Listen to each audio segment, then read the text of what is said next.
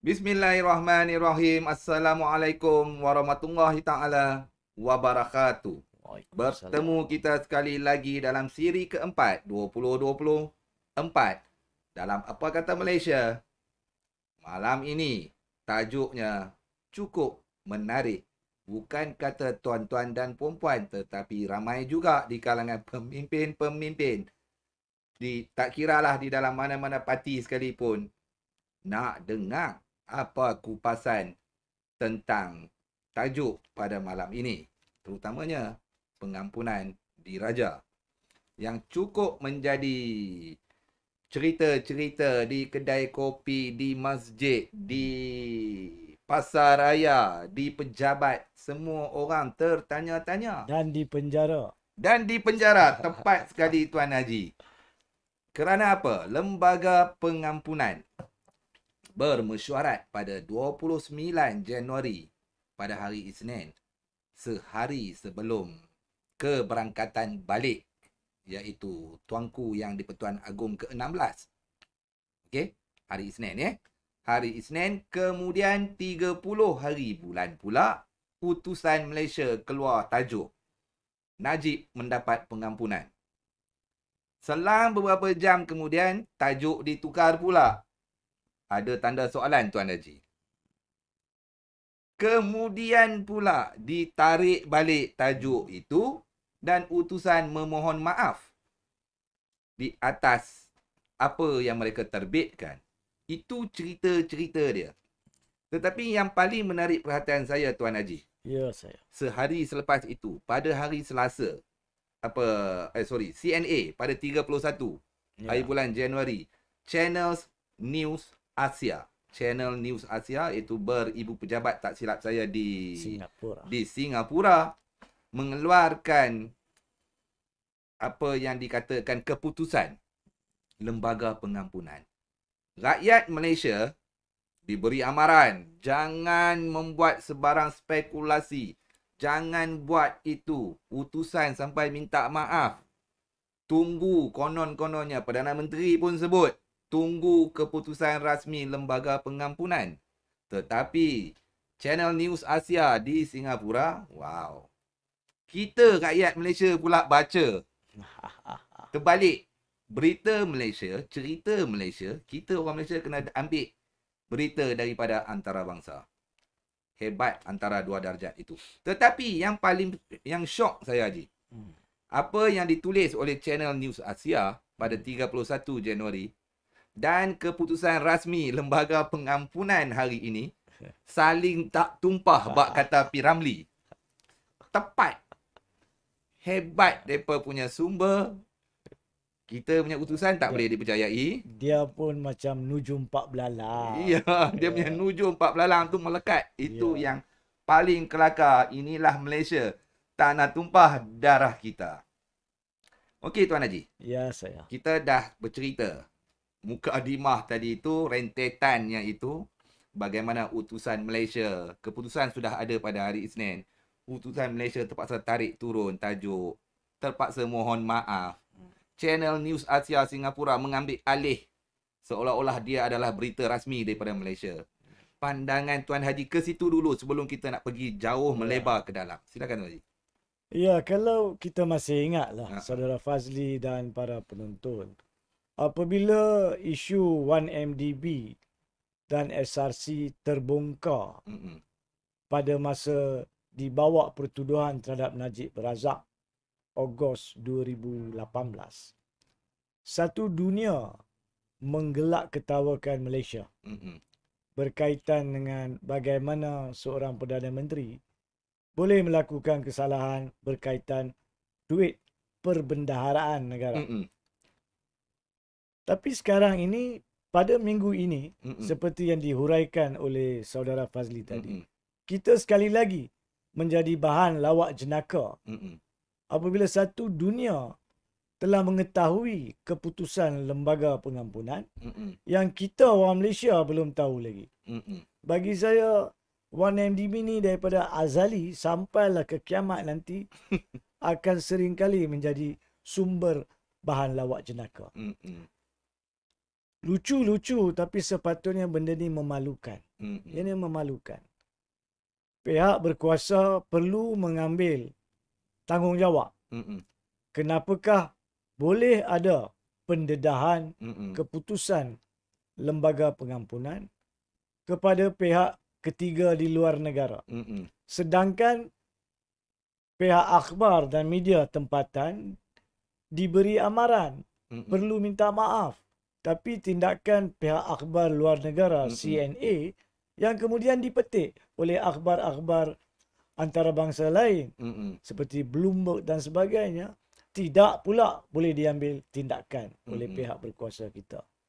Itu pun merupakan satu keadaan layanan dua darjat berkaitan perkara ini.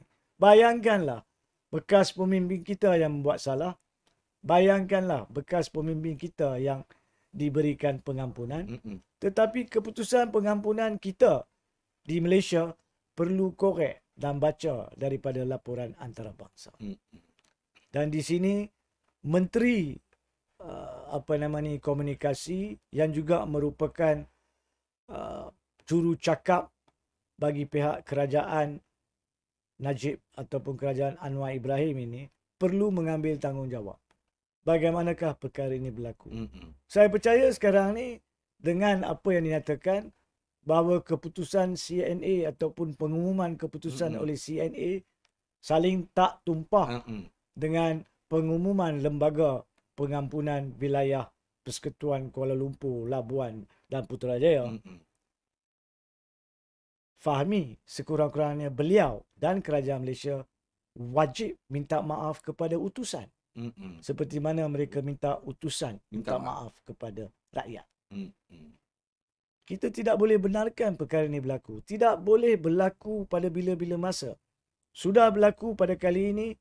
Pada masa hadapan, semua pihak yang berkuasa, perjawatanan awam dan kerajaan perlu menentukan perkara seperti ini tidak boleh berulang langsung. Saya tahu, rakyat pun tahu, isu lembaga pengampunan bukannya merupakan isu kerajaan Malaysia. Mereka tidak boleh mengumumkan bagi pihak lembaga pengampunan. Tetapi bagaimanakah maklumat lembaga pengampunan boleh terbocor sampai ke luar negara? Itu biasa, Haji.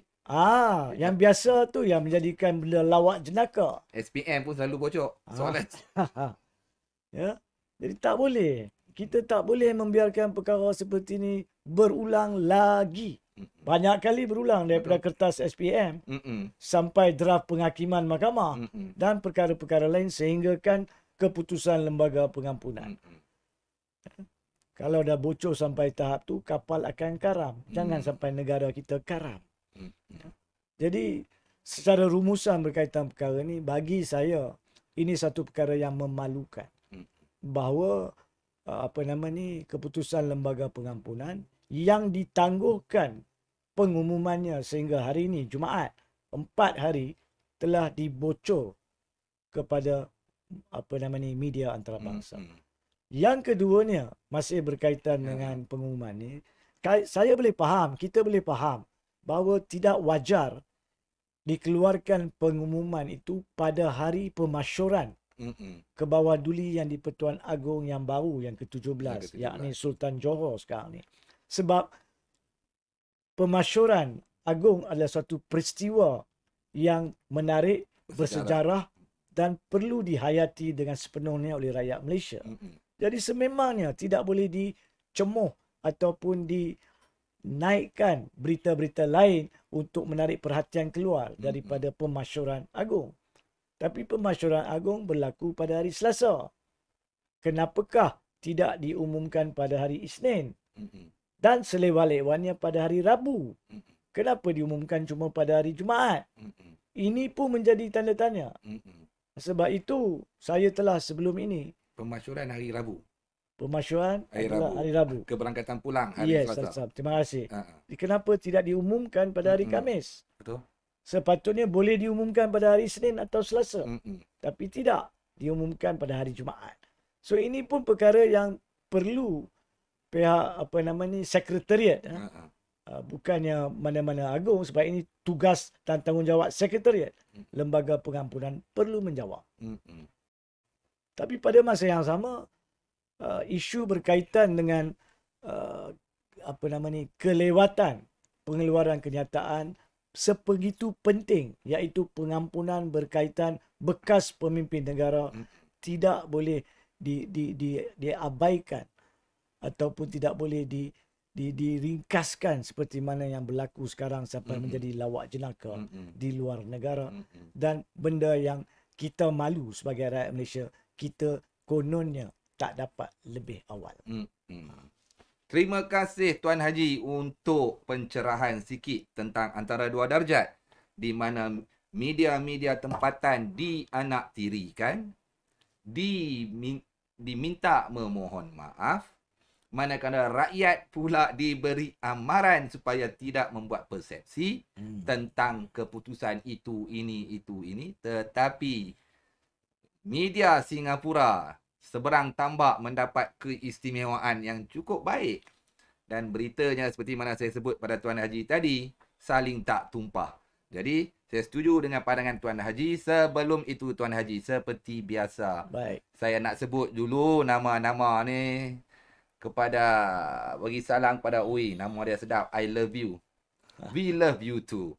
Okey, Muhammad Kasim Abdul Aziz. Lepas tu Muhammad Khalid. Kevin Tobin. Siapa lagi ni? Arcel. Yahya Zah. Mi Teluar. MHAK 64. Orang kampung saya tak pernah miss. Sultan Bumi. Orang ayat hitam. Pulau Pinang. Joe Labu. Adik Joe Labi. Wow nah. Lepas tu ada jugalah skinhead. Tiga-tiga suku dah masuk dah. Termimi. Apa lagi? Marwati Sarijan. Guy. Nana 78. Hawk Eyes. ADK Des.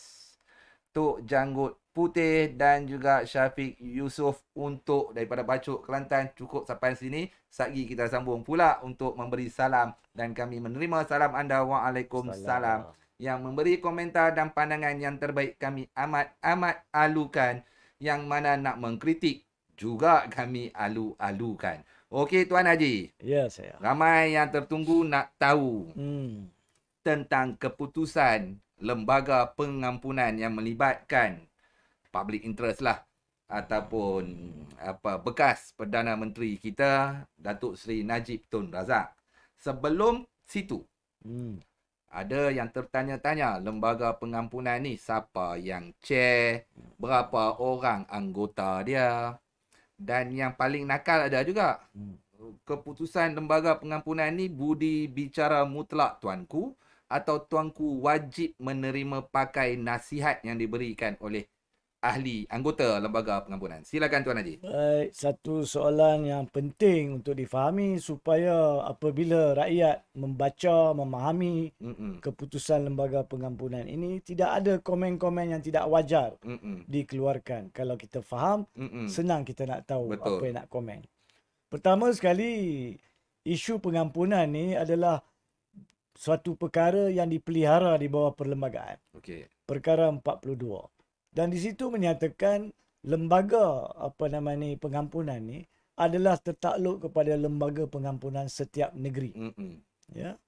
So, memandangkan kes ini adalah di Kuala Lumpur, maka lembaga pengampunan yang terpakai adalah lembaga pengampunan wilayah persekutuan Kuala Lumpur, Labuan dan Putrajaya. Yang mana dipengerusikan oleh Kebawah Duli Yang Maha Mulia Seri Paduka Baginda Yang di-Pertuan Agong. Untuk kes Najib Razak, memandangkan tarikh keputusan yang dikonfirm, disahkan adalah 29 Januari. Ianya telah dipengerusikan oleh Baginda Tuanku Kebawah Duli Yang di-Pertuan Agong yang ke-16. Sultan Abdullah. Yes, yang kini telah pun pulang semula ke Pahang. Now, anggotanya adalah terdiri daripada Peguam Negara. Yang keduanya Menteri Wilayah Persekutuan. Yang pada masa ini sah ada Kementerian Wilayah Persekutuan dan diterajui oleh Dr. Zaleha.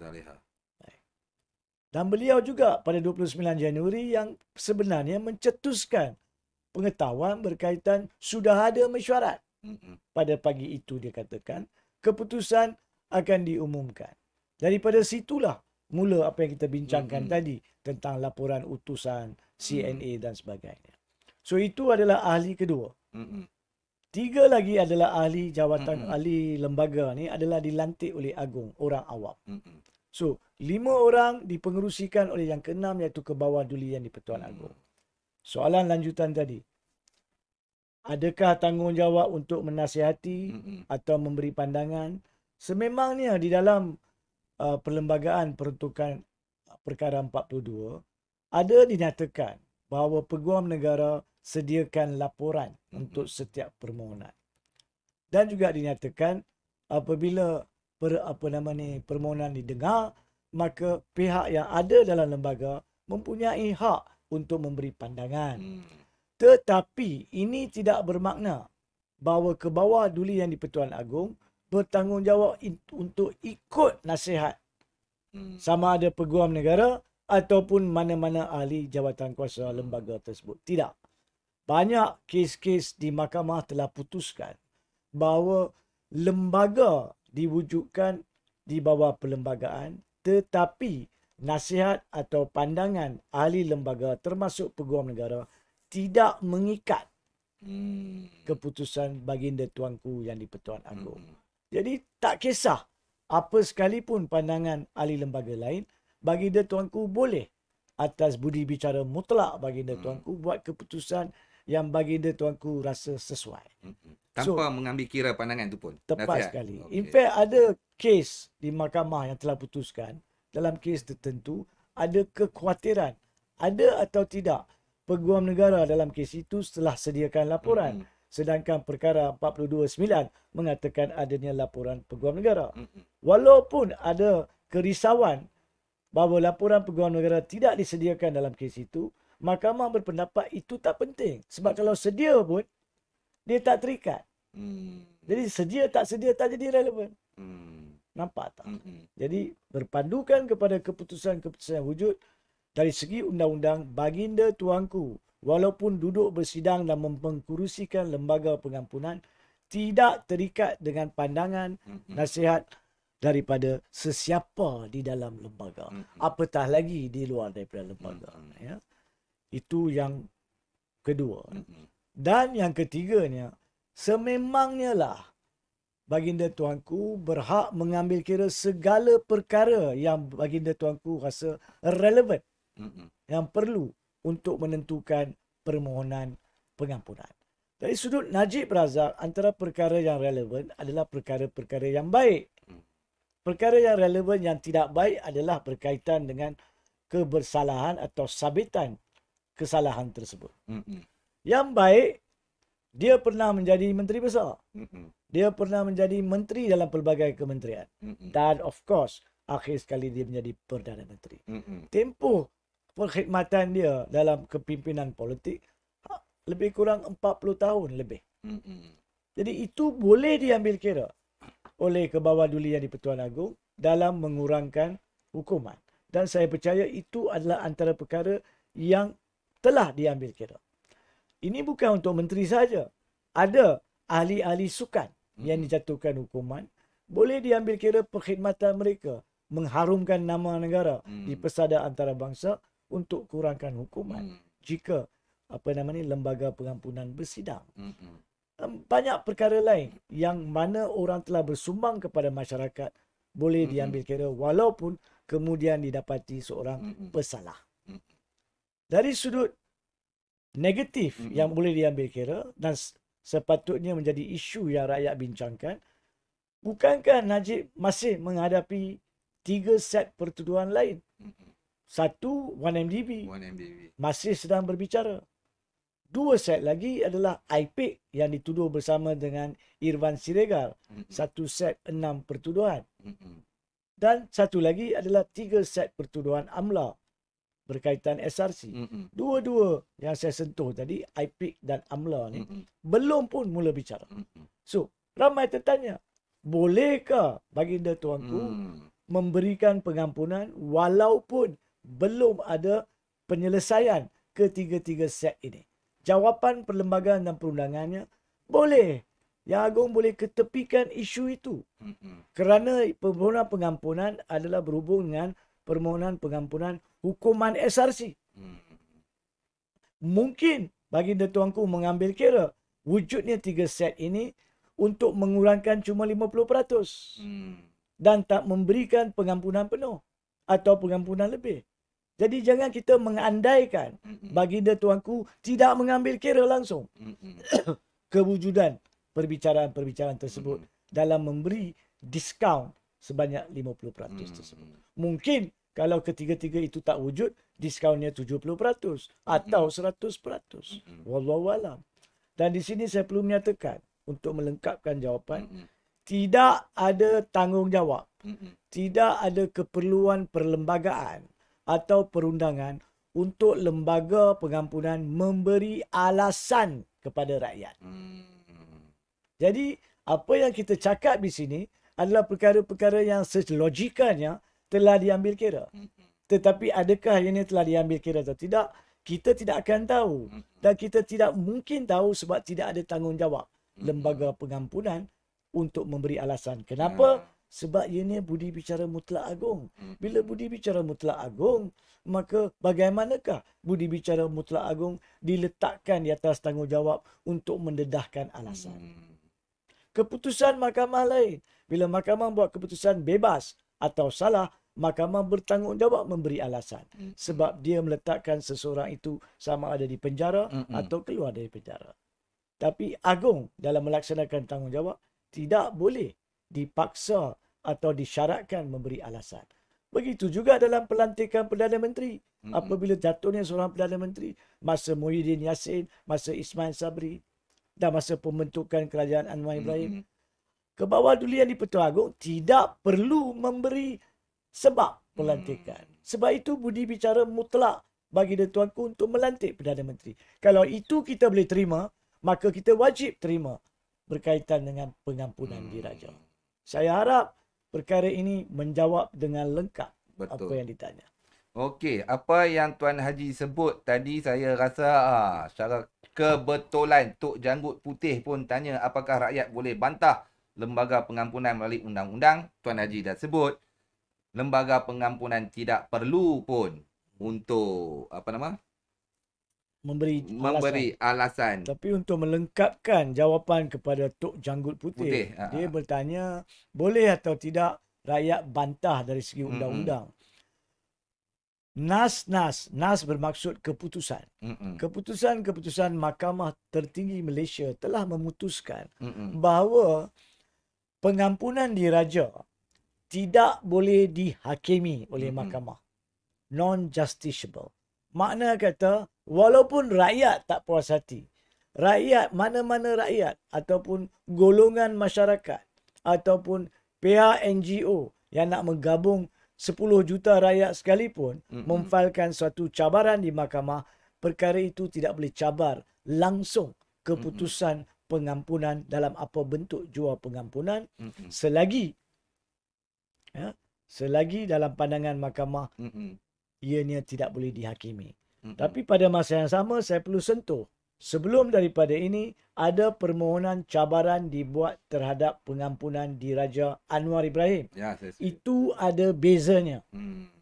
Sebab di situ apa yang kita ketahui, apabila pengampunan diberikan kepada Anwar Ibrahim, dia telah pun menyebarkan maklumat di satu Malaysia melalui ceramah dia. Kononnya sabitan dia pun diketepikan. Bukan saja hukuman. So, dari segi perlembagaan, persoalannya pada masa itu adalah, bolehkah lembaga pengampunan batalkan sabitan yang diputuskan oleh mahkamah? Ataupun pengampunan cuma boleh untuk hukuman? Seperti mana yang berlaku Najib Razak sekarang. So, di situlah kes telah difailkan. Dan untuk melengkapkan di situ, untuk pahaman rakyat, pada 10 Januari 2023, Mahkamah Persekutuan dalam menolak permohonan untuk kebenaran rayuan lanjut ke Mahkamah Persekutuan, Yang Amat Arif, Ketua Hakim Negara, yakni Tun Tengku Maimun Tuan Mat, telah pun dalam ucapan keputusan lisan dia menyatakan tidak ada apa-apa di dalam 4 penjuru dokumen pengampunan Anwar Ibrahim tersebut yang mana Lembaga Pengampunan dan Kebawah-Duli Yang di-Pertuan Agong telah membatalkan sabitan. Tidak ada. So di situlah yang saya nyatakan sebelum ini dalam satu lagi program, kami menang dalam kalah. Iaitu boleh diterima pakai secara muktamad bahawa pengampunan Anwar Ibrahim tidak pernah batalkan sabitan. Okey. Jadi itu saya harap telah menjawab Tok Janggut Putih tadi. Putih. Okey, kita jangan buang masa. Kita menyelam dalam lagi. Masuk lebih ke dalam. 12 tahun dapat diskaun. Boleh nak pakai perkataan diskaun? Boleh. Bahasa mudah. Bahasa mudah faham. 12 tahun dapat diskaun 6 tahun. 210 juta dapat diskaun 50 juta. Okey. Sekarang persepsi baru selepas keputusan rasmi Lembaga Pengampunan, persepsi baru. Geng-geng UMNO, baik penyokong-penyokong Najib Razak dah buat perkiraan matematik dah. 6 tahun, lepas 3 tahun dah boleh mohon parol. Kemudian itu, kemudian ini, tahanan rumah, macam-macam Haji. Persepsi sudah bermain di kalangan rakyat Malaysia. Saya nak Haji huraikan terlebih dahulu hukuman itu, diskaun itu. Apa maksud yang tersirat, apa maksud yang tersurat, dan saya nak Haji teruskan jawapan Haji hinggalah bila Najib boleh keluar, bila Najib macam-macam tu. Ini part yang paling semua orang tunggu. Silakan Tuan Haji. Baik. Saya tak mau potong tu Haji sebab tu saya bagi sekali package. Pandai. Baik, sebenarnya kalau kita nak faham proses apa yang telah berlaku selepas Lembaga Pengampunan memberikan pengurangan hukuman, kita kena faham terlebih dahulu tarikh-tarikh yang penting. Tarikh yang penting adalah tarikh Najib Razak mula masuk penjara. Iaitu pada 23 hari bulan Ogos tahun 2022. Tarikh itu amat penting sebab dia akan menjadi sumber kepada pengiraan matematika lepas ni tentang bila mana Najib boleh keluar. So, pada peringkat mahkamah telah menjatuhkan hukuman secara berkeseluruhan untuk kesemua 7 tuduhan untuk berjalan serentak 12 tahun. Jadi sepatutnya 12 tahun itu tamat bila? 23 Ogos 2034. Itu ikut pengiraan. Dan kita tak campur benda-benda lain ya. 3 tahun sebelum hutang YMDB selesai 2037. Okey. Dan mahkamah juga telah jatuhkan hukuman denda yang paling minima dalam kes itu iaitu 5 kali darab 42 juta ringgit. Yakni 210 juta ringgit. Dan itu keputusan mahkamah. Lembaga Pengampunan seperti yang diumumkan pada hari ini telah mengesahkan hukuman penjara diberi pengurangan 50%. So 12 tahun menjadi 6 tahun. Makna kata yang tadi 23 Ogos 2034 sudah berubah menjadi 23 Ogos 2028. Okey, 2028. Itu tarikh baru sekarang. Yang sepatutnya maksima dia keluar. Yang keduanya, denda yang dikenakan 210 juta telah dikurangkan untuk dia cuma perlu bayar 50 juta ringgit. Ringgit lah, bukan rupiah. Ringgit. Jadi sekarang, apa yang perlu dibayar adalah 50 juta ringgit. Tapi ada syarat tambahan satu lagi di bawah Lembaga Pengampunan. Ini kena faham. Syarat tambahan adalah jika Najib Razak tidak dapat membayar 50 juta ringgit itu apabila tamat tempoh 6 tahun, maka dia kena tambah lagi 1 tahun. Jadi, kalau Najib tak bayar 50 juta, dia boleh keluar pada 23 Ogos 2029. Itu keputusan Lembaga Pengampunan sekarang. Faham semua Okey, teruskan Haji. Baik, sekarang kita ada tarikh yang baru 2028. Kita anggaplah Najib Razak membayar denda 50 juta. So that 2028 adalah tarikh dia. Tapi dari segi undang-undang lain ya, Lembaga Pengampunan dah selesai tugas mereka tentang pengampunan ni. Tapi bebas daripada Lembaga Pengampunan, terdapat peruntukan-peruntukan undang-undang lain yang akan membolehkan dan boleh membolehkan Najib Razak keluar lebih awal. Dari sebelum 2028. Sebelum 23 Ogos 2028. Apakah peruntukan tu? Yang pertamanya adalah apa yang dipanggil di bawah Seksyen 44 Akta Penjara 1995 yang mengatakan boleh ada pengurangan remittance hukuman yang dikenakan oleh pegawai penjara di atas kelakuan baik. Okay. Itu tertakluklah kepada pegawai penjara nak sediakan laporan dan buat keputusan. Bebas daripada itu pun ada pengurangan statutari kepada hukuman, iaitu cuti-cuti am yang kita ada di luar, orang dalam penjara, semua banduan, bukan Najib saja. Semua banduan mendapat cuti daripada hukuman penjara. Jadi kalau Sabtu tak hak cuti, dia ambil kira. Dipawali, Taipusam, Raya Puasa, Raya Haji, Raya Cina, awal Muharram, bergantung pada negeri masing-masing. Dia ambil kira. Jadi, ada pengurangan yang biasanya sampai ke tahap 1/3. Daripada untuk statutari. Okey.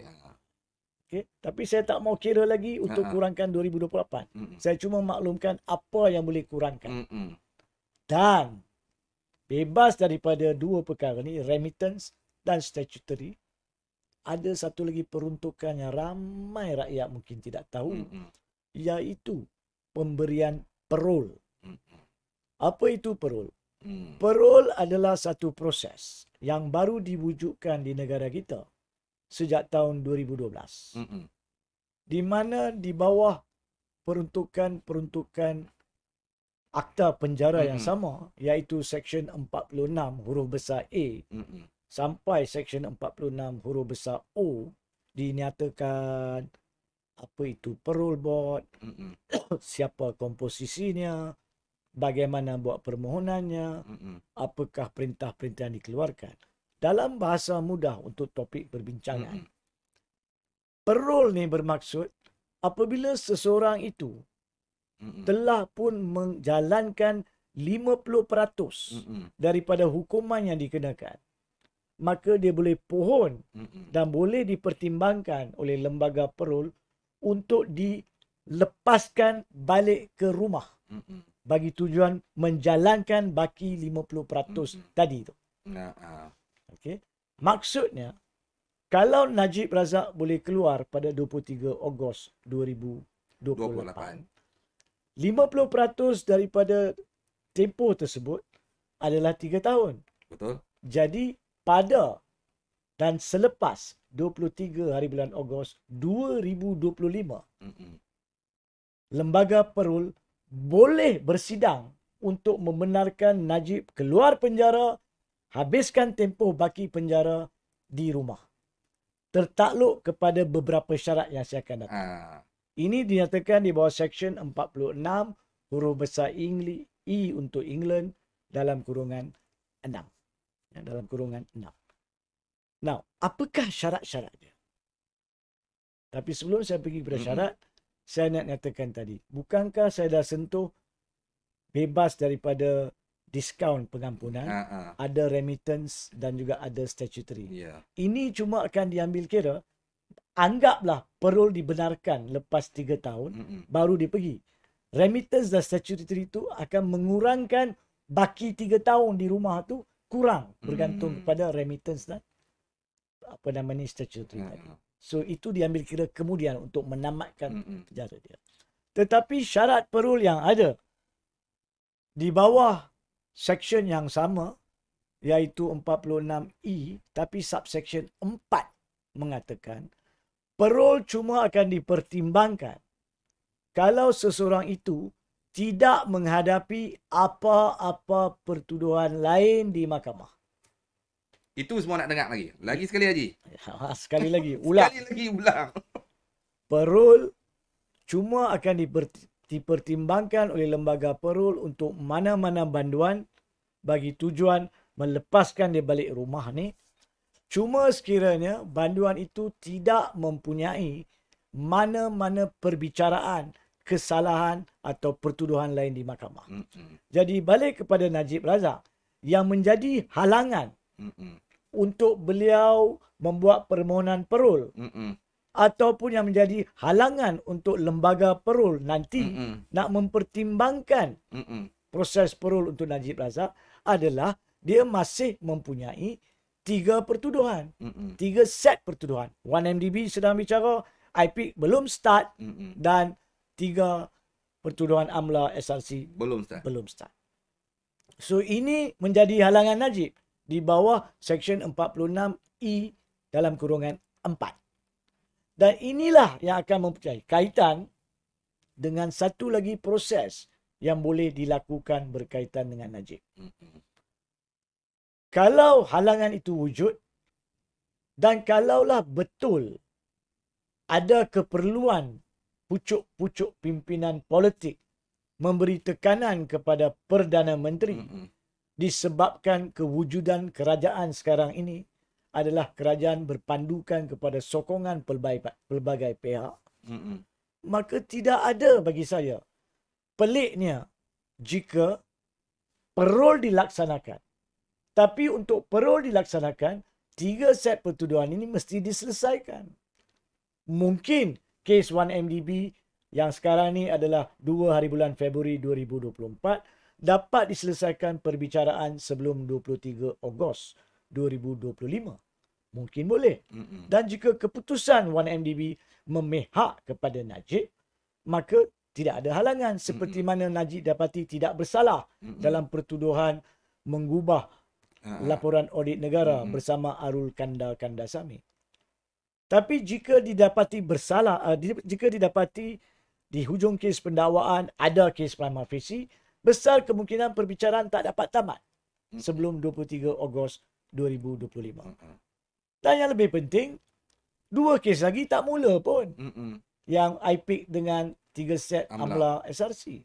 So, untuk membolehkan pertimbangan parol, semestinya lah ada keperluan untuk menyiapkan pertuduhan, iaitu menggugurkan pertuduhan. DNAA ataupun DNA, Discharge and Acquittal, tertakluk kepada budi bicara Peguam Negara. Sebab itulah dalam kes parol dan dalam kes pengguguran, kerajaan sekarang pun mempunyai contoh-contoh yang baru sudah.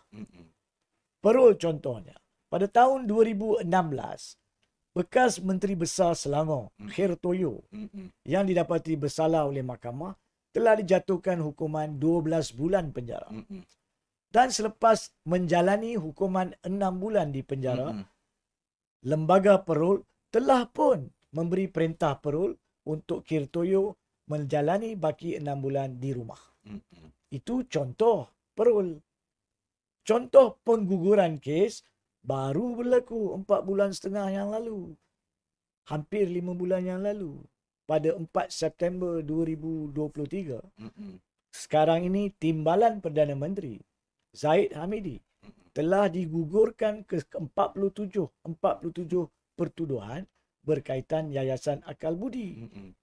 Dan pada masa itu kita telah membincangkan dari sudut perundangan, kewarasan dan ketidakwarasan pengguguran itu. Tapi itu menjadi satu contoh yang hidup sekarang ini. Presiden. Di mana pengguguran dibuat, dikatakan sebelum naiknya Peguam Negara Ahmad Tahriruddin pada 6 September. Tetapi dibuat pada masa Peguam Negara lama sedang bercuti.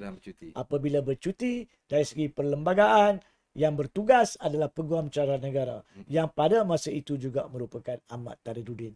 Saya tak nak ulangi di sini sebab kita dah berbincang. Betul. Boleh tengok balik video berkaitan perkara itu. Soalan dia atau poin utama dia di sini. Kalau perlu atas permintaan pihak-pihak politik tertentu, yakni UMNO, yang mana jangan kita lupa, UMNO telah menyokong permohonan pengampunan Najib dengan rasmi seperti yang diumumkan setahun lebih yang lalu. Jadi semestinya ada permintaan secara logikanya daripada UMNO untuk mempercepatkan peluang parol. Tapi parol tidak boleh dibuat selagi 3 set pertuduhan masih wujud. So keperluan menggugurkan 3 set pertuduhan memang wujud terzahir dan perlu sekarang ini. Dan tak terkejut kalau ia berlaku. Bagi saya, terkejut dari sudut keputusan-keputusan kedaulatan undang-undang sudah menjadi suatu perkataan yang tak relevan dalam kamus. Tak boleh terkejut. Dah biasa sangat berlaku di Malaysia ni sekarang ini. Jadi saya tidak akan terkejut bahawa suatu perkara seperti itu berlaku sebab contoh sudah ada. Kalau Timbalan Perdana Menteri selepas didapati ada kes prima facie masih boleh digugurkan pertuduhan terhadap dia, apakah tidaknya untuk menggugurkan pertuduhan terhadap Najib Razak, 1MDB, IPIC dan juga 3 set amla tersebut kerana beliau sudah pun didapati bersalah untuk SRC. Nampak tak? Itu akan menjadi suatu sumber untuk menyokong pengguguran kes 3 lagi. Saya bukan nak mendahului Peguam Negara Ahmad Tariduddin dan saya tidak pun mahu mendahuluinya sebab saya tak envy. Saya tidak dengki dengan masalah yang dia akan hadapi dalam menilai permintaan pengguguran ini.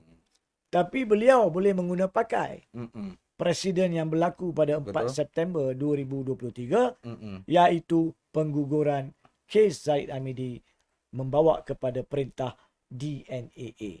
So kalau itu dilakukan oleh Peguam Negara, ya, sebelum pada 23 Ogos 2025, maka lembaga parol boleh bersidang dan boleh hantar Najib balik ke rumah dia. Yang saya dipahamkan, wallahualam, daripada beberapa sumber yang belum disahkan, rumah di pavilion telah pun di-renovate, wallahualam. Jadi ini perkara yang boleh berlaku, tapi secara rumusan topik ini sebelum saya melayan soalan-soalan lanjut, maknanya berkaitan Najib Razak ni, saya pernah buat satu post semalam di mana saya mengatakan Nujum Pak Belalang. Ramalan Nujum Pak Belalang. Najib Razak akan di Anwar Ibrahim kan, campur di Khair Toyo kan, campur di Zahid Hamidi kan. Apa maksud saya? Maksudnya di Anwar Ibrahim kan adalah pengampunan di mana Anwar Ibrahim telah diberi pengampunan. Pengampunan telah lepas. Kita tahu sekarang pengampunan berapa banyak pengurangan. Proses kedua dan ketiga adalah lembaga parol seperti Khair Toyo dan pengguguran pertuduhan seperti Zahid Hamidi. Itu kita perlu lihat akan berlaku atau tidak. Tetapi saya tidak terkejut. Sekiranya perkara yang sepatutnya mustahil itu berlaku di era Malaysia sekarang ini. Wow, menarik sangat-sangat kupasan yang tentang hukuman diskaunnya ke 6 tahun, dendanya ke 50 juta dan apa itu parol dan bagaimana cara untuk mendapatkan parol itu pun sudah dikupas, diperincikan oleh Tuan Haji Hanif Katri. Seperti mana Tuan Haji Hanif Katri, saya juga pun tidak terkejut. Orang Penang kata terkejut beruk. Itu beruk yang terkejut. Orang Malaysia dah tak terkejut jikalau sebarang kemungkinan kes 1MDB yang sedang dibicarakan mendapat DNAA. Saudara Fazli, manusia atau orang Malaysia tak terkejut sebab keputusan dibuat oleh beruk. Oh, dia Kan? Kalau keputusan dibuat oleh manusia, maka beruk terkejut. okey. Jadi, kita orang Malaysia ni dah tak terkejut. Takkan terkejut. Mungkin penghuni di zoo negara mungkin terkejut. Tapi orang Malaysia dah tak terkejut kerana kita sudah pun melihat terang lagi bersuluh seperti mana spotlight di depan kami ini. 47 pertuduhan yang sudah ada prima facie yang diarah membela diri digugurkan just like that. Jadi ada kawan saya kata, Tuan Haji, saya nak minta Haji komen, baru teringat tengah duk bercakap ni. Dia kata keputusan bukan nak mempertikai keputusan. Keputusan lembaga pengampunan tak ada rakyat Malaysia nak pertikai dan tidak boleh dipertikaikan. Dan tidak boleh bicara dipertikai. mutlak agung. Dan apa yang dia kata kat saya, semua sudut diambil kira di dalam lembaga pengampunan. Dah tahu Najib adalah kes ongoing, sedang berlangsung 1MDB. Dan ada 2 set lagi sedang menunggu waiting list. Kenapa boleh bagi pengampunan diskaun ini? Adakah nampak sangat ia ke arah untuk DNAA? Ini pandangan bukan orang cekai-cekai, orang yang punya ilmu pengetahuan yang begitu tinggi.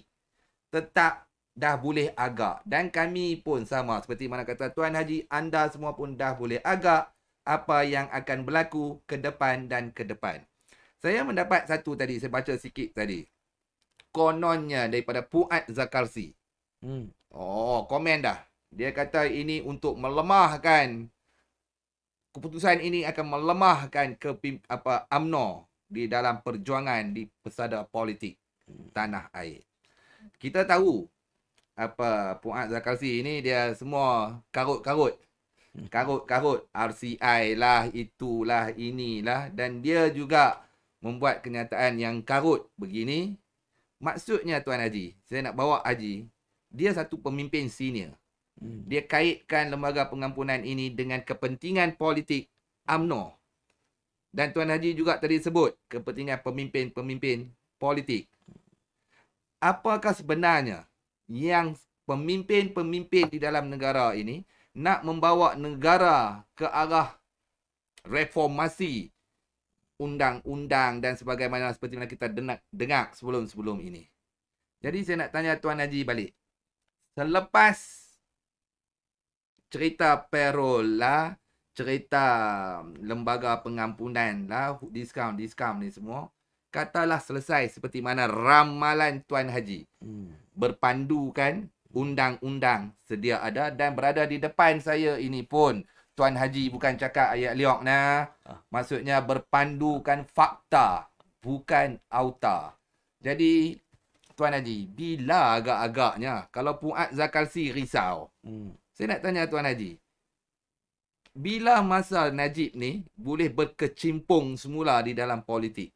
Ni ramai yang tak tahu, saya pun tak tahu ni. Baik. Sebelum saya menjawab soalan itu secara khusus, pertama sekali bukan dipertikaikan atau dipersoalkan keputusan lembaga pengampunan. Itu budi bicara mutlak. Tapi berkaitan pengguguran pertuduhan Maki 3 set dan lembaga Perul ni, perkara itu sekiranya berlaku, memang ia mencabuli kedaulatan undang-undang. Sebab semestinya ianya dilakukan di atas permintaan pihak-pihak yang berkenaan. Sama ada ianya Fuad Zakarsi ataupun mana-mana pemimpin UMNO khusus, Zahid Hamidi, maupun permintaan keluarga Najib Razak. Itu hak mereka nak minta. Kita tak boleh nafikan hak rakyat yang menjadi banduan keluarganya mempunyai hak untuk merayu, meminta ihsan. Jadi kalau berlaku langkah kedua dan ketiga, yakni perul dan pengguguran, pada masa itu, perkara itu menjadi suatu cacat cela kepada kedaulatan undang-undang. Sebab itulah pada hari ini, kita bangkitkan untuk rakyat faham apakah proses yang boleh berlaku yang memudah cara banduan yang bernama Najib Razak keluar daripada penjara secepat mungkin dan kemudiannya berkecimpung dalam politik. Tapi saya masih belum jawab soalan yang tanya tadi.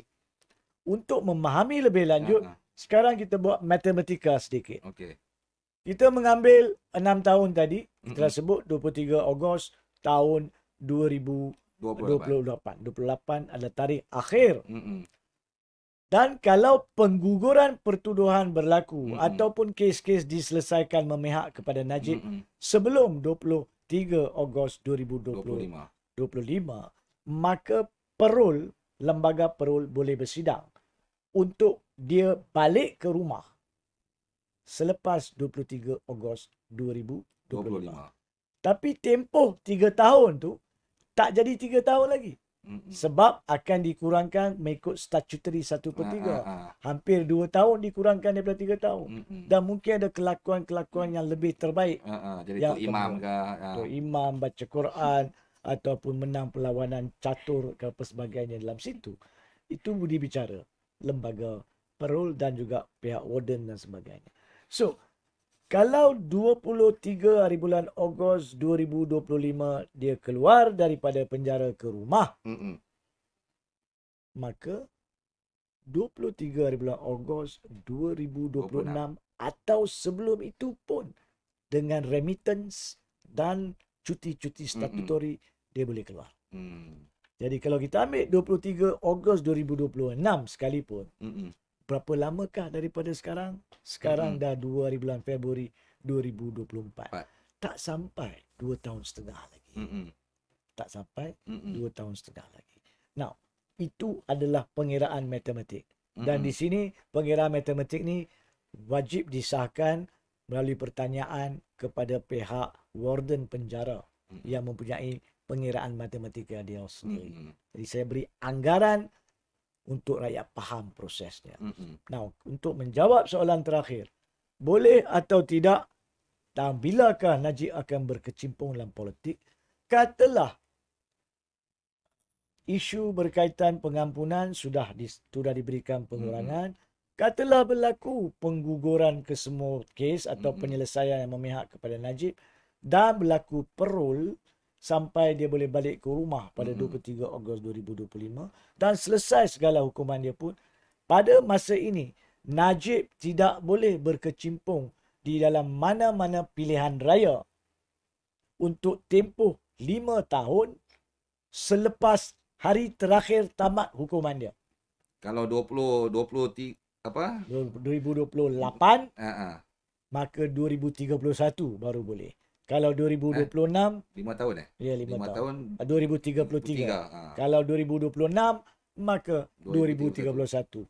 Pada masa ini, kenapa tidak boleh pada masa ini? Sebab ada halangan bebas di bawah perkara 481D Perlembagaan Persekutuan dibaca bersama dengan perkara 483 yang dengan bahasa mudahnya mengatakan seseorang yang telah dijatuhkan hukuman penjara 1 tahun atau lebih dan denda RM2,000 atau lebih, dia dihalang daripada menjadi wakil rakyat Parlimen ataupun Dewan Undangan Negeri untuk tempoh 5 tahun. Jadi selepas tamat hukuman yang diskaun-diskaun, perul-perul jika ada, segalanya hari terakhir khidmat atau penjara tersebut, ada lagi 5 tahun dihalang. Tetapi Ada tetapi. Halangan perlembagaan ini boleh diabaikan, boleh dinyahkan oleh kebawah-duli yang di-Pertuan Agong. Maksudnya mohon lagi pengampunan. Jadi, orang akan tanya, kenapa belum bagi? Sebab apa tak bagi? Sebab lembaga pengampunan ini tidak memberikan pengampunan mutlak. Pengampunan ini cuma mengurangkan 50%. Jadi, macam mana nak bagi pengampunan terhadap perkara 483? Sebab dia belum keluar pun lagi. Dan dalam kes Najib Razak, dia akan perlu dan boleh membuat satu lagi permohonan pengampunan untuk diampunkan ketidaklayakan bertanding sejurus sebelum atau selepas habis tamat tempoh hukuman dia. Dan pada masa ini, di dalam keputusan yang diumumkan oleh Lembaga Pengampunan Wilayah Persekutuan Kuala Lumpur, Labuan dan Putrajaya pada hari ini, tidak ada pengampunan ketidaklayakan tersebut. Ini berbeza dengan Anwar Ibrahim. Anwar Ibrahim pada masa diberi pengampunan pada 16 Mei 2018, pengampunan itu berbunyi pengampunan bebas, free pardon.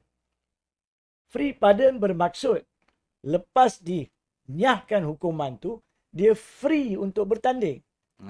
Di mana pengecualian atau ketidaklayakan di bawah perkara 48(3) yang saya sentuh tadi telah dinyahkan oleh Agung dalam pengampunan yang sama kepada Anwar Ibrahim. Sebab itulah dia bertanding Port Dickson. Dia kosongkan seat bagi laluan kat dia. Tapi pada masa itu juga perkataan free pardon telah disalahgunakan, disalahertikan oleh Anwar dan kuncu-kuncunya untuk mengatakan kononnya sabitan dia telah dibatalkan. Tapi itu adalah satu tafsiran yang salah. Seperti mana yang telah saya nyatakan tadi, Mahkamah telah pada 10 Januari 2023 mengatakan tidak ada pembatalan sabitan. Free pardon itu adalah untuk membebaskan Anwar pada masa itu bertanding daripada ketidaklayakan di bawah perkara 48 Fasal 3 Perlembagaan Persekutuan. Yang mana Najib masih boleh buat lepas habis tempoh hukuman dia. Jadi itu jawapan kepada soalan terakhir tadi. Saya tertarik daripada tadi ini. Sebelum kita pergi kepada soalan, saya nak cuba tambah sikit. Saya percayalah dan saya yakin wakil-wakil keluarga Najib Razak menonton program ini. Dan saya yakin selepas pada mendengar huraian kita, mereka akan menghubungi peguam masing-masing untuk mempercepatkan proses bagi tujuan pihak UMNO meminta kerajaan Malaysia untuk meminta peguam negara menggugurkan pertuduhan supaya permohonan parol dapat dibuat di bawah Seksyen 46E Akta Penjara. Ini adalah nasihat guaman percuma. Bagi tip lah ni. Bukan tip kepada mereka, untuk rakyat sendiri faham.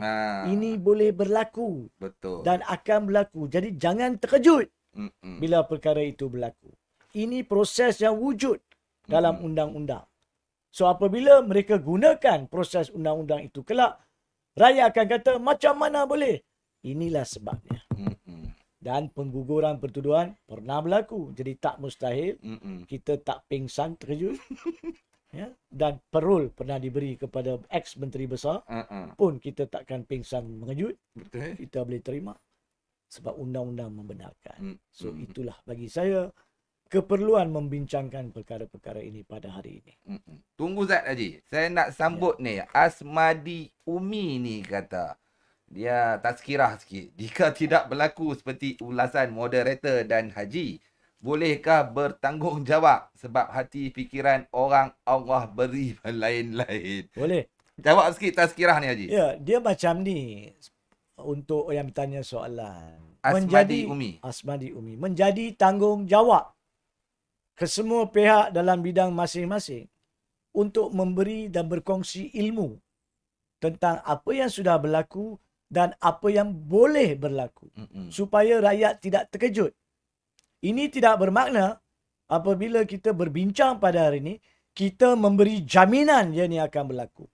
Sebab kita tak jahat macam tu nak buat perkara yang tak molek walaupun undang-undang benarkan.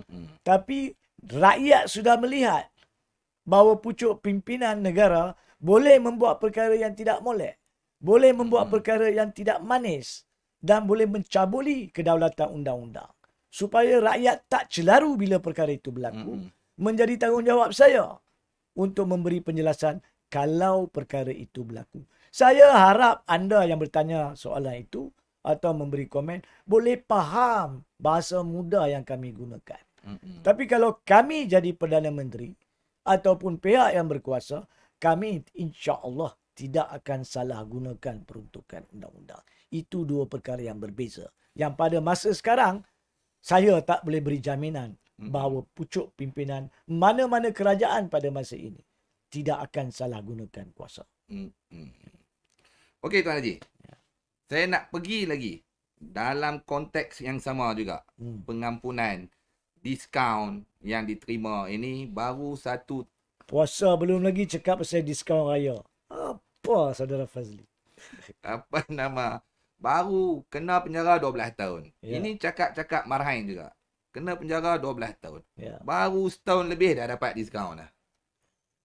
Adakah, let me finish first. Ya, Adakah rakyat dan ribuan lagi banduan rakyat Malaysia IC biru warga negara Malaysia mendapat peluang, ruang yang sama seperti ini, Tuan Haji? Ya, satu soalan yang sering kali ditanya. Sebenarnya permohonan pengampunan ni dari segi undang-undang adalah untuk semua banduan untuk buat permohonan. Tidak ada halangan. Tetapi sama ada kesemua banduan yang buat permohonan mendapat jawapan yang sesegera seperti ini memang jauh sekali. Jauh sekali. Tetapi pada masa yang sama, saya harap rakyat faham bahawa dalam keadaan isu-isu penting negara, maka Kebawah-Duli Yang di-Pertuan Agong melalui lembaga pengampunan berhak untuk mempercepatkan mana-mana permohonan pengampunan ataupun tidak. Semata-mata kerana Najib Razak baru melaksanakan atau menjalani 1 tahun lebih kurang 4 bulan daripada hukuman 12 tahun sebelum pengampunan, tak bermakna kita boleh minta atau tuntut lembaga pengampunan kes-kes lain pun dipercepatkan seperti itu. Sebab berdapat beribu orang di penjara. Beribu permohonan. Perkara ini semua perlu diambil kira. Sebab itu kita mulakan perbincangan dengan mengatakan bahawa keputusan lembaga pengampunan, walaupun ada pengurangan hukuman ataupun perkataan diskaun digunakan oleh Saudara Fazli, tidak boleh menjadi asas untuk kita rakyat Malaysia mempersoalkan budi bicara mutlak Kebawah-Duli Yang di-Pertuan Agong dalam pengampunan ini. Yang boleh kita persoalkan adalah kelak sekiranya ada pengguguran pertuduhan bagi memudah cara parol dan perlu dibenarkan. Sebab itu tidak melibatkan kuasa lembaga pengampunan. Tidak melibatkan kuasa agung. Iaitu adalah badan yang berasingan. Jadi itu pokoknya di sini. Jadi anda semua faham kan? Ada yang kata curi susu untuk anak. Ada yang kata curi Melo untuk keluarga. Nak dibandingkan dengan Najib Razak yang menyakau sampai kita bertanggung hutang sampai 2037. Kesalahannya jauh-jauh lebih besar. Seperti mana kata Tuan Haji, kita rakyat tidak mempunyai hak dan janganlah mempertikaikan keputusan yang sudah pun dibuat oleh lembaga pengampunan. Okey Tuan Haji. Ya. Apa nama, saya nak pergi lagi sikit. Baik. Okey, lagi sikit tentang soal pengampunan ini. Sekali lagi saya ulang, saya bukan mempertikaikan dan saya tidak ada hak. Lagi satu, saya bukanlah orang undang-undang. Bila ada peguam kanan di sebelah saya, beranilah sikit nak tanya. Okey Tuan Haji, compare kalau kita ambil keputusan Anwar, pengampunan dia, pengampunan penuh, konon-kononnya. Walaupun sabitan tu tidak, tapi dikatakan begitu. Dan dari satu sudut lagi, keputusan yang dibuat baru-baru ini, Najib dapat diskaun. Yang menjadi persoalan ramai di luar sana. Sebelum ini, Anwar dapat pengampunan, mereka salahkan Tun Dr. Mahathir. Tun Mahathir yang bawa daripada pihak kerajaan, mencadangkan. Dan sekarang ini, mereka kata pula, Anwar Ibrahim pula yang beria-ria, dah tinggal 1 hari terakhir. 1 hari terakhir, lembaga pengampunan bermesyuarat. Adakah, saya nak tanya Tuan Haji, nak bagi saya faham dan di luar semua faham, yang saya tahu proses untuk pengampunan diraja dibuat oleh keluarga ataupun pihak peguam, kalau tak silap saya. Adakah memang betul cakap-cakap yang katakan, waktu Anwar, Perdana Menteri, Ketua Kerajaan yang menekan. Mai sini Anwar Ibrahim pula. Betul ke Tuan Haji? Ataupun itu hanyalah persepsi? Dia macam ni. Sebenarnya permohonan pengampunan dibuat oleh banduan ataupun keluarga banduan maupun peguam banduan. Seperti yang berlaku dalam kes Najib Razak. tentang Anwar Ibrahim, ni bukan soal pengampunan selepas penukaran kerajaan. Kena patah balik ke tarikh 7 hari bulan Januari 2018. 7 hari bulan Januari 2018 telah diumumkan oleh Pakatan Harapan pada masa itu. Seandainya Pakatan Harapan menang pada pilihan raya umum ke-14, sudah ada persetujuan keempat-empat parti Pakatan Harapan pada masa itu, iaitu PKR, Amanah, DAP dan Bersatu, bahawa nombor 1 Perdana Menteri adalah Tun Dr. Mahathir untuk tempoh tertentu sebelum diserahkan kepada pihak lain.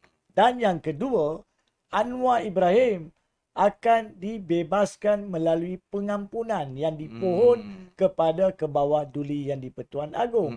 Itu persetujuan bukan Perdana Menteri. Pada masa itu belum Perdana Menteri pun. Faham sejarah ni, wahai PKR. Pergi tengok balik pengumuman yang diutarakan. 7 Januari 2018. Di mana entah tempat tu, saya pun ada kat situ. Pergi dengar balik. Empat parti bersetuju siapa bila menang, Perdana Menteri dan Kabinet serta kerajaan akan meminta. So tak payahlah cakap nak Anwar tak pohon. Tak payahlah cakap keluarga tak pohon untuk pengampunan ketiga selepas pengampunan pertama dan kedua ditolak. Sebab itu persetujuan 7 Januari 2018. 4 bulan 2 hari sebelum pilihan raya umum ke-14. Fakta ya, bukan auta. Boleh semak. Dan kalau salah tarikh saya, betulkan saya pada sesi yang akan datang. Kalau saya betul, maka terimalah apa yang saya uraikan di sini. Jadi permintaan pengampunan Anwar adalah atas persetujuan politik semua pihak pada masa itu. Jangan sekarang kata Perdana Menteri ke-7 yang telah meminta. Betul. Itu adalah satu kenyataan Baghal bin Alpi. Dengar betul-betul. Apa duk buat persepsi yang bukan-bukan. Sambung Haji. Sekarang ini Najib Razak yang pohon. Itu hak dia. UMNO menyokong. Itu hak mereka nak sokong. Dan sokongan mereka itu boleh kemudiannya menjadi tekanan kepada Perdana Menteri kerana mereka juga memberi sokongan kepada Perdana Menteri apabila ditubuhkan kerajaan. Adakah itu berlaku atau tidak? Kena tanya Anwar Ibrahim. Dan kena tanya Zahid Hamidi. Tapi sekiranya selepas selesai pengampunan ini pada hari ini diumumkan, kalau selepas ini ada usaha-usaha, desas-desus, permintaan pengguguran kes 1MDB, IPIC dan 3 AMLA SRC, maka ianya menjurus untuk mempermudahkan permohonan parol daripada lembaga parol. Maka itu melibatkan tekanan. Itu maksudnya di sini. Pada masa Anwar diberi pengampunan, tidak ada isu parol lagi. Tak wujud sebab diberi pengampunan penuh daripada hukuman. Dan pada masa itu diberi tambahan pengampunan bebas, iaitu boleh bertanding. So, tidak wujud isu parol, isu pengguguran pertuduhan sebab untuk berlaku adil kepada Anwar pada masa dia menjalani hukuman sabitan liwat dengan Saiful Bahari, Bukhari itu, pada masa itu dia tidak ada kes-kes lain. Dia tidak menghadapi pertuduhan curi motor atau pertuduhan curi ayam. Tidak ada. So, bolehlah isu pengampunan itu diselesaikan melalui pengampunan yang diberi tersebut dan dia keluar. Tapi Najib sekarang ni dia mempunyai 3 lagi kes yang perlu diselesaikan seandainya perlu hendak dipertimbangkan. Ini adalah untuk keluarga Najib dan UMNO nak tentukan sama ada mereka nak buat permohonan berkenaan daripada kerajaan. Ambil ayat. Apa nama apa? Janganlah sampai curi ayam. Curi ayam. Curi motor. Curi motor. Okey Tuan Haji. Ya. Apa? Saya puas hati pasal saya tengok terlampau banyak. Kononnya salahkan Tun Mahathir. Tun Mahathir yang bebas kan Anwar Ibrahim. Anwar tak mau bebaskan Najib. Jadi tuan-tuan dan puan dah dengar kupasan terperinci fakta, tarikh dan Tuan Haji pun ada di tempat berkenaan ketika empat-empat parti yang menyarankan syarat-syarat tertentu. Saya nak lengkapkan sikit. Lengkapkan Haji. Sebab apa ramai juga tertanya-tanya pada masa itu secara khususnya. Hanif Katri merupakan peguam Tun. Kemudian didengar Hanif Katri mencabar pengampunan Anwar di mahkamah. Macam mana boleh macam tu? Untuk menjawab soalan itu, sebab saya seorang peguam yang bertindak atas konsep profesionalisme dan etika, saya nak nyatakan pada hari ini bahawa apabila dokumen pengampunan telah disediakan, saya tidak langsung terlibat dalam nasihat berkaitan dokumen tersebut. Boleh tanya Tun Mahathir jika tak nak sahkan perkara tersebut. Dan apabila saya tak terlibat, maka saya tak terhalang daripada membuat cabaran tentang keperlembagaan pengampunan. Dan cabaran yang dibuat itu bukan berkaitan dengan pengampunan hukuman. Tidak ada isu pun tentang pengampunan hukuman. Sebab itu budi bicara mutlak agung. Yang dicabar adalah apabila Anwar kata sabitan dia dibatalkan. Itu yang dicabar. Betul ke dibatalkan? Kalau telah dibatalkan, sah ke Agung boleh batalkan sabitan dalam pengampunan? Itu persoalannya. Ramai sepanjang tempoh 4-5 tahun spin lebih teruk daripada gasing spin dia. Sampai orang tak tahu apa yang hakikat dan apa yang palsu. Hari ini saya harap anda faham, saya tidak terlibat dalam penyediaan dokumen pengampunan. Dan saya tidak melihat langsung dokumen pengampunan sehingga saya cabar di mahkamah. Dan lepas itu, dokumen pengampunan ditampilkan oleh pejabat peguam negara sebagai eksibit dalam affidavit. Baru saya baca. Dan saya dapati apa yang Anwar canang di luar pun palsu. Dan mahkamah kemudiannya pada 10 Januari 2023 mengesahkan bahawa tidak ada apa-apa dalam pengampunan Anwar membatalkan sabitannya. Perkara ini akan berterusan dalam kes yang wujud di mahkamah antara Anwar Ibrahim dan Sanusi. Di mana perkara ini akan besar kemungkinan jelaskan dan menyelesaikan perkara itu secara muktamad. Sikit Haji. Ya. Sikit je saya minta Haji pencerahan. Dan ini juga yang ramai yang cakap. Pengampunan Anwar hari itu, kes apa Haji? Berkaitan dengan kes liwat Saiful Bukhari sahaja. Okey nah. Clear nah. Saya tanya hari ini, mandat anda kepada saya untuk saya bertanya, saya dah tanya. Bukannya salah guna kuasa ya. Kes liwat Saiful Bukhari. Tutup cerita tu Tuan Haji. Dah. Buang jauh-jauh. Baik. Saya nak tak boleh buang jauh-jauh. Dia kena buang dekat-dekat. Oh, buang dekat-dekat nah.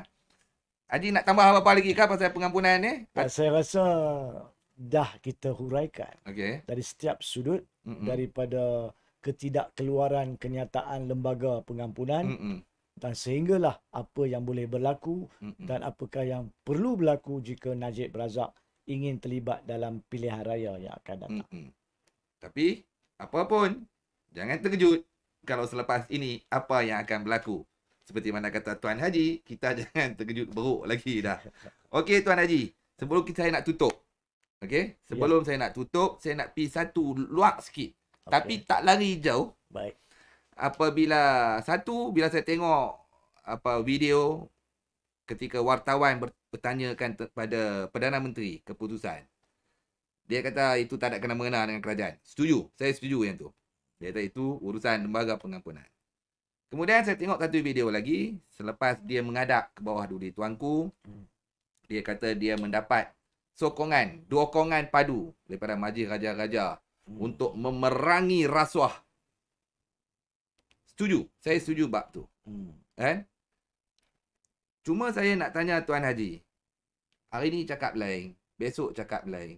Tapi dia bercakap kononnya orang ni sokong, orang tu sokong untuk memerangi rasuah. Adakah orang-orang itu tak tahu DNA Zahid itu? Atau dia cakap syok sendiri aja? Pertama sekali, selama ini banyak kita dengar apa yang Anwar Ibrahim mengatakan, apa yang berlaku dalam perjumpaan-perjumpaan dengan Kebawah Duli Yang di-Pertuan Agong 16 maupun baru-baru ni Duli Yang Maha Mulia Agong ke-17. Tapi itu apa yang dia cakap. Kita telah huraikan perkara ini berkaitan dengan isu 500 juta, 700 juta sesi perbincangan dulu. Di manakah dia kenyataan istana mengesahkan apa yang dicakap? So, bagaimana kita nak terima apa yang Anwar cakap kononnya adalah sokongan sokongan Kebawah Duli Yang di-Pertuan Agong benar-benar wujud atau tidak? Tapi pada masa yang sama, Kebawah Duli Yang di-Pertuan Agong tidak akan turun ke tahap nak memperbetulkan auta-auta ataupun kenyataan-kenyataan yang tidak lengkap atau tidak jelas oleh para pemimpin. Sebab kalau itu dilakukan berulang kali, seolah-olah Ketua Negara Agong keluar daripada takhta nak masuk politik. Dan situlah bagi saya menjadi penting, pemimpin politik kena jujur dan ikhlas kepada Ketua Negara. Apabila pergi jumpa, selagi tidak ada kenyataan rasmi oleh istana, janganlah nak membuat kenyataan yang boleh mengelirukan rakyat. Ya? Jangan main petik-petik nama ya. Dan memberi kekeliruan kepada rakyat.